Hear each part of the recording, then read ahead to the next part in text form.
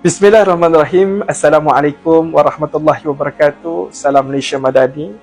Saya Muhammad Haziq Uzair bin Muhammad Khairul, jurulatih nasyid Sekolah Menengah Agama Al-Khairiah Temerloh Pahang.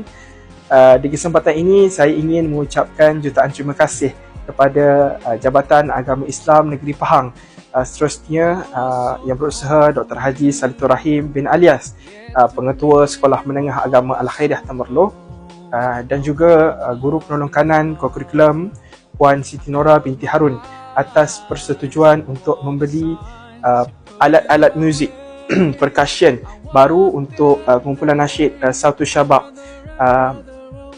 Dengan adanya percussion baru, insya-Allah akan menjadi suntikan semangat untuk terus menggapai ke Menara Gading dalam pertandingan Malaysia Super yang akan datang, dan dapat memajukan industri nasyid negara. Sekian, Assalamualaikum warahmatullahi wabarakatuh.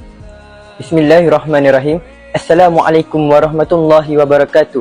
Nama saya Nik Muhammad Kazafi Ashraf bin Nik Samsul, selaku Ketua Nasyid bagi tahun 2025, ingin mengucapkan ribuan terima kasih kepada Jabatan Agama Islam JAIB dan seterusnya yang berusaha Dr. Haji Salitur Rahim bin Alias selaku Pengetua SMA Al-Khairiah dan Guru Penolong Kanan Kurikulum Puan Siti Nora binti Harun di atas pemberian alat muzik yang baru.